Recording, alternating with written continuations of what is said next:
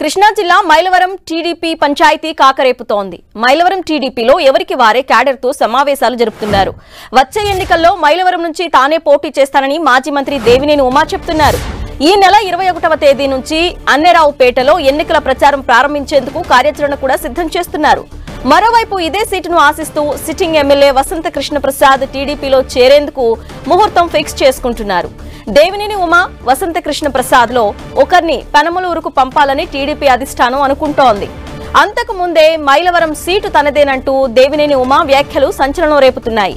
అంతటితో ఆగకుండా వసంత కృష్ణ ప్రసాద్ పై తీవ్ర స్థాయిలో దేవినేని ఉమా విమర్శలు చేస్తున్నారు. దీంతో మైలవరం టీడీపీ రాజకీయాలు ఒక్కసారిగా వేడెక్కాయి.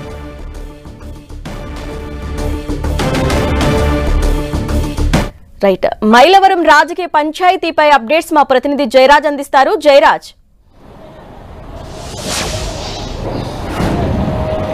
అరుణ, మైలవరం టీడీపీలో ఆసక్తికరమైన పరిణామాలు చోటు చేసుకుంటున్నాయి. సిట్టింగ్ మాజీ మంత్రిగా ఉండి నియోజకవర్గ ఇన్ఛార్జిగా ఉన్నటువంటి దేవినేని ఉమామహేశ్వరరావు 2024లో జరగబోయే ఎన్నికల్లో తిరిగి అదే మైలవరం నుంచే తాను పోటీ చేస్తానని కరాఖండిగా చెబుతా ఉన్నారు. ఈ మేరకు కేడర్తో సమావేశాలు నిర్వహిస్తున్నారు.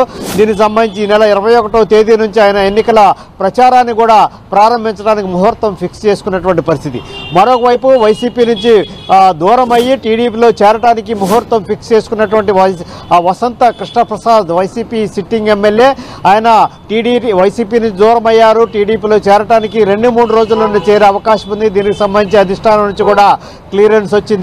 ఆయన కూడా మైలవరం నుంచి ఈసారి టీడీపీ నుంచి పోటీ చేస్తానని కేడర్కి చెబుతా ఉన్నారు. ఎవరికి వారు మైలవరంలో ఉన్నటువంటి కేడర్తో వేరు సమావేశాలు నిర్వహిస్తా ఉన్నారు.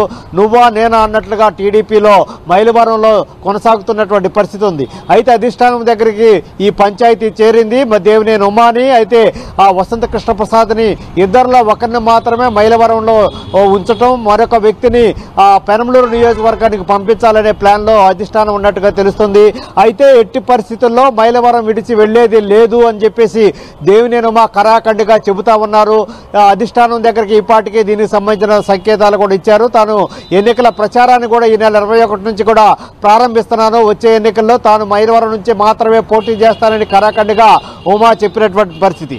మరోవైపు టీడీపీలో చేరడానికి సిద్ధమవుతున్నటువంటి వసంత కృష్ణప్రసాద్ మైలవరంలో తనకు అత్యధికంగా పట్టుంది. మైలవరం సిట్టింగ్ ఎమ్మెల్యేగా ఉన్నాను, వైసీపీ నుంచి బయటకు వస్తున్నాను, మైలవరం టికెట్ ఇస్తే తాను తప్పకుండా గెలుపొందుతాను, కాబట్టి మైలవరంలో టీడీపీ అభ్యర్థిగా అవకాశం ఇచ్చి ఇక్కడ నుంచే పోటీ చేయడానికి కావాల్సిన అవకాశం ఇస్తే తప్పకుండా గెలుపొందుతాననేటటువంటి అంశాన్ని కూడా అధిష్టానం దగ్గర తీసుకెళ్లినటువంటి పరిస్థితి.